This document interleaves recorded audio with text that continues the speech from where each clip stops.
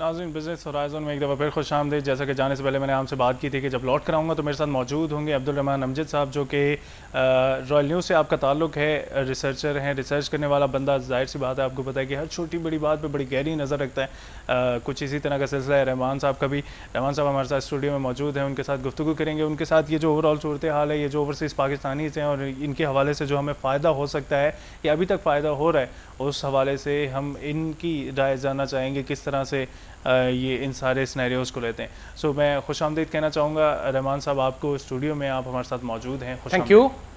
अच्छा रहमान साहब, ये बताइएगा सबसे पहले, आज हम बात कर रहे हैं बैरून मुल्क मुकीम पाकिस्तानी जो कि वहाँ से ज़र मुबादला भेजते हैं, तो पाकिस्तान की इकॉनमी को एक बड़ी सॉलिड जो है एक सपोर्ट मिल जाती है। बिल्कुल, उस हवाले से बात करना चाहूँगा। सर ये बताइएगा, बैरून मुल्क पाकिस्तानियों की तरसीलात ज़र समाजी और मुआशी तरक्की और गुर्बत के खात्मे के लिए क्या किरदार अदा करते हैं?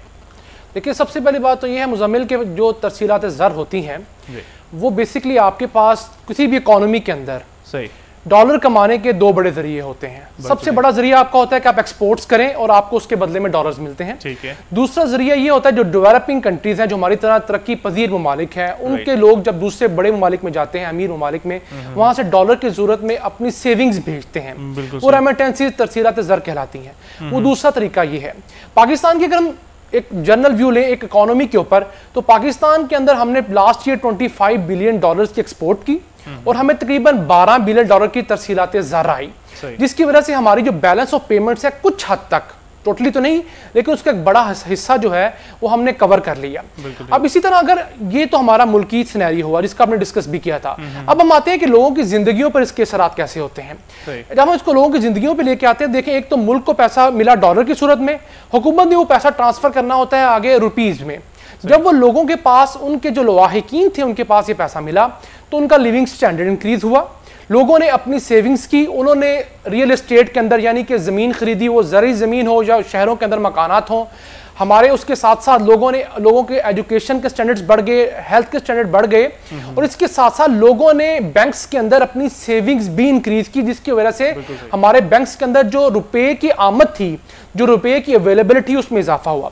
और ये एक इंटरनेशनल फिनोमेना है कि जिस भी मुल्क के अंदर उसका रेमिटेंसीज यानी तरसीलात ज़र के अंदर 10% इंक्रीज आती है, तो वो तरसीलात ज़र उस मुल्क के अंदर पॉवर्टी यानी कि जो गुर्बत होती है उसके अंदर 1.2% डिक्रीज लाती है। यानी कि पाकिस्तान ने इस साल अगर 19.5% के करीब पाकिस्तान की जो तरसीलात ज़र बढ़ी हैं, तो ये पाकिस्तान के अंदर पॉवर्टी जो है उसके अंदर 2% तक गुर्बत यानी कि जो गुर्बत है उसको 2% तक कमी वाक़ होगी। उन लवाहिकीन जो है 70 लाख पाकिस्तानी बाहर रहता है। अगर हर पाकिस्तानी के पीछे 5 लोग भी आप लगाएं तो आपके तकरीबन आप उसको मल्टीप्लाई कर सकते हैं, तो वो जो तमाम के तमाम लोग थे, वो तमाम के तमाम लोग जो गुर्बत किसी जमाने में गुर्बत की लकीर के ऊपर या उससे नीचे या उसके मुनासिब थे, वो उससे कहीं ऊपर आ चुके हैं और उनका लिविंग स्टैंडर्ड जो है वो जो हम सबसे गुर्बत की लकीर से नीचे बसने वाले लोग था उनसे कम से कम डबल हो चुका है। जी, तो ये बताइएगा, ये जो 19.5% जो है तरसीलात ज़र में इजाफा हुआ है, क्या ये मुस्तकबिल में भी ये रुझान बरकरार रहेगा? या देखिए मुज़म्मिल, सबसे पहली बात तो यह है कि कुछ नागहानी वाक़यात ऐसे होते हैं जिनको अल्लाह ताला की ज़ात जो है नेमत में बदल दिया करती है। 9/11 का वाक़या हुआ, आप उस वक्त के हमारे तरसीलात देख लें कि 1.2-1.5 बिलियन के करीब हम लोग जा रहे थे, ठीक है। उस वाक़े के बाद लोग जो बैरून मुल्क में अपनी सेविंग्स रखते थे उनकी मेंटालिटी चेंज हुई। उन्होंने समझा कि हम चूंकि यहाँ पर सेटल्ड हैं, कोई पता नहीं है हुकूमत हमें किस वक्त इस मुल्क से निकाल बाहर करें। उन्होंने मुनासिब समझा कि बजाय हम किसी गैर मुल्क में अपनी सेविंग्स को सेव रखें, उन्होंने कहा क्यों ना हम अपने ही मुल्क के अंदर अपनी सेविंग को किसी काम में लगा दें। ये ट्रेंड चेंज हुआ। अब वो देखिए, हमारी तरसीलात ज़र थी जो 1.5 बिलियन 2 बिलियन डॉलर से बड़ी नहीं थी, वो इस वक्त 3.5 से 13 बिलियन डॉलर को टच करने के करीब है। हाँ, अब बात ये आती है हम इस ट्रेंड को कायम रख सकते हैं कि नहीं। देखिए, मेंटालिटी हालात के साथ बदल जाती है। अब चूंकि इंटरनेशनल सिनेरियो डिफरेंट था, टेररिज्म के खिलाफ जो वार थी वो चल रही थी, लोग उसमें मजबूर है। लेकिन 2014 के बाद जब हमारा अफगानिस्तान के अंदर से अमेरिका विड्रॉ कर जाएगा तो शायद हमारा ये ट्रेंड ना रहे। लेकिन हमारे पास पोटेंशियल बहुत है। मैं बताता चलो मुजम्मिल, पाकिस्तानी को 70 लाख के करीब पाकिस्तानी जो है वो बैरून मुल्क में सेटल्ड हैं, ठीक है। अब जो बैरून मुल्क सेटल्ड है उनके पास सेविंग्स अभी भी एक बड़ी अमाउंट जिसकी तकरीबन मालियत को 400 बिलियन डॉलर्स बनती है।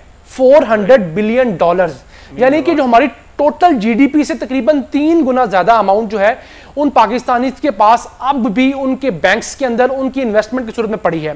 अब ये हमारी हुकूमतों का काम है कि हम उस $400 बिलियन को किस तरह उन लोगों की जेबों से पाकिस्तान के स्टेट बैंक की जेब में ला सकते हैं।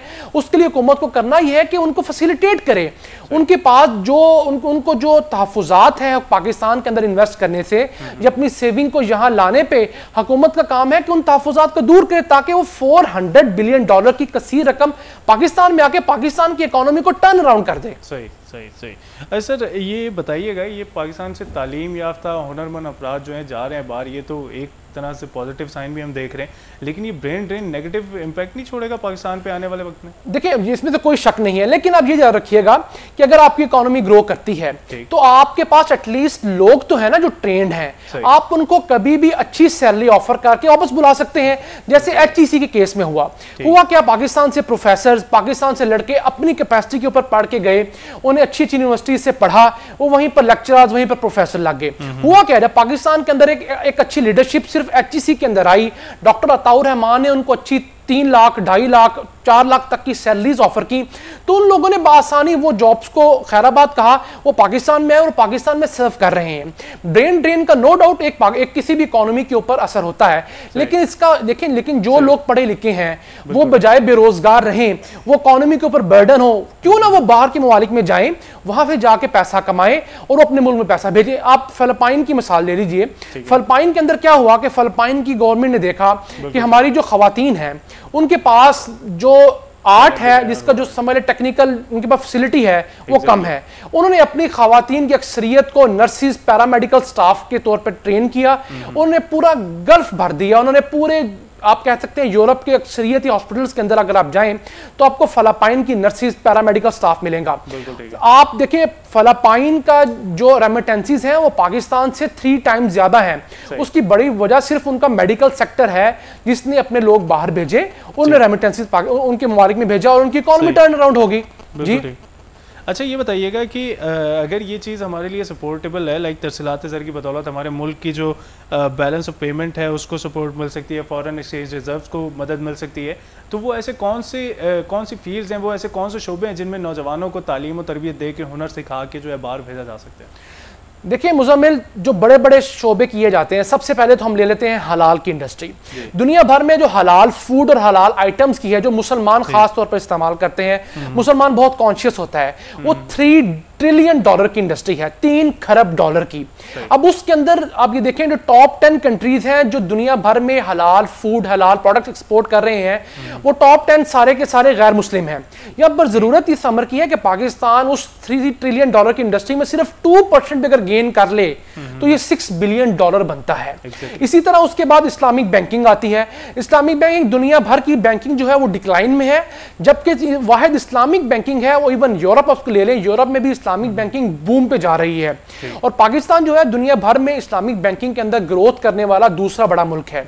तो इस्लामिक बैंकिंग जो है वो उसके अंदर 30,000 के करीब 30,000 जो है एक्सपर्ट्स की जरूरत है सिर्फ गल्फ के अंदर जो हमारे इस्लामिक बैंकिंग की कंट्रीज हैं। इसी तरह को 60 से 70 हजार अफराद की सिर्फ यूरोप के अंदर जरूरत है जो इस्लामिक बैंकिंग के एक्सपर्ट्स हों। इस वक्त ये प्रॉब्लम थी कि कन्वेंशनल बैंकिंग जो आम बैंकिंग सूदी निजाम था उसके लोगों को उठा के इस्लामिक बैंकिंग में डाल दिया गया है। इस्लामिक बैंकिंग के जो एक्सपर्ट्स हैं उनकी कमी है। इसी के साथ साथ पैरामेडिकल स्टाफ की बहुत कमी है दुनिया भर में।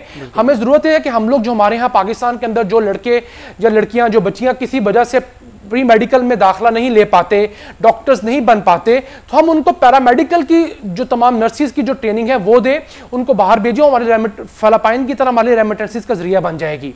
जी बहुत शुक्रिया।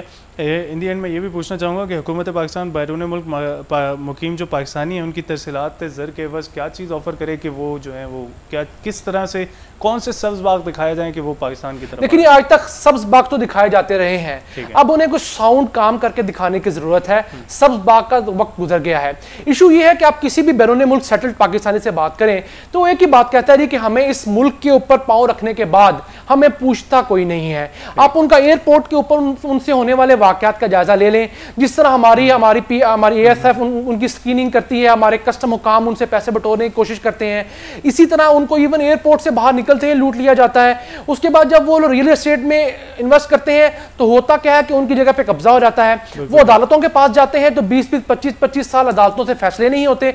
उसके बाद एक और अलमिया भी है, इन 70 लाख पाकिस्तानियों के पास इनके अपने नुमाइंदे होने चाहिए जो इनकी असम्बलीज में बैठे हों, क्योंकि ये 70 लाख पाकिस्तानी है, ये उनसे क्वेश्चन कर सकें और वो उनके नुमाइंदा जब पाकिस्तान की असम्बली में बैठा होगा जिसको उन्होंने डायरेक्टली इलेक्ट किया होगा तो वो नुमाइंदा उनकी आवाज उठाएगा, उनके कस्टम के मामला भी इशू सॉल्व होंगे, उनके रियल एस्टेट के प्रॉब्लम भी सॉल्व होंगे, उनकी दूसरी डिग्निटी बहाल होगी और उनके लिए फैसिलिटीज क्रिएट करनी पड़ेंगी हुकूमत को। सही जी बहुत शुक्रिया रहमान साहब, बहुत शुक्रिया। तो let's hope for the best कि पाकिस्तान जो है कुछ ऐसे इकदाम करे कि आने वाले वक्त में जो है ये ओवरसीज़ पाकिस्तानी जो है ये पाकिस्तान में अपना जो है ज़र मुबादला लेकर आएँ, जिससे पाकिस्तान की इकॉनमी को एक अच्छी सपोर्ट मिल सके। जी बहुत शुक्रिया। अब्दुल रहमान अमजद साहब हमारे साथ मौजूद थे। अब्दुल रहमान अमजद साहब रॉयल न्यूज़ से आपका ताल्लुक़ है, सीनियर एनालिस्ट हैं, बहुत गहरी नज़र रखते हैं, पहले भी मैंने आपको बताया, और हमेशा हम इनसे जो है एक्सपर्टीज़ लेते रहते हैं, इनकी सारी ओवरऑल जितनी भी सूरत हाल है उससे हम अपडेट होने के लिए इनकी माहिराना राय लेते रहते हैं। बहुत शुक्रिया अब्दुल रहमान अमजद साहब आपकी तशरीफ़ आवरी का।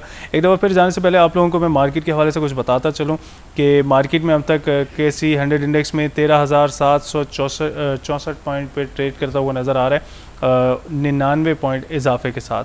45 मिलियन शेयर्स का काम अभी तक देखने में आया है। टॉप लेवल जो पीक लेवल टच किया 13,821 का था, लोएस्ट लेवल जो टच किया 13,665 का था। टोटल 297 कंपनीज़ के शेयर्स में काम अभी तक देखने में आया है, जिनमें से 12 अनचेंज रहीं, 117 में मनफी रुझान देखा गया और 168 कंपनीज़ के शेयर्स में मुस्बत रुझान देखा गया। ये था आज का प्रोग्राम बिजनेस हॉराइज़न। आप अपना फीडबैक देना चाहें तो फेसबुक पर भी दे सकते हैं और आपको हमारा नंबर भी जो है स्क्रीन पर नज़र आ रहा होता है, उस पर भी आप दे सकते हैं। मज़ीद इंशाल्लाह ताला कल फिर आपके साथ इसी जगह इसी वक्त इसी प्रोग्राम में मुलाकात होगी। अपना ख्याल रखिएगा। अल्लाह ने के बाद।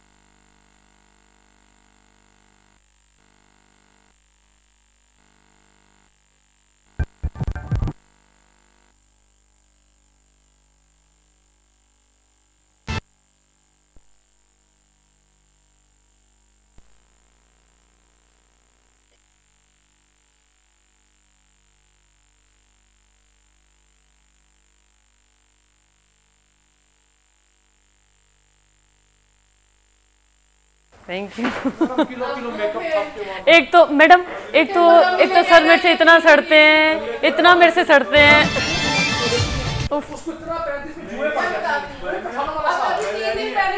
इलेक्शन हुआ हम दोनों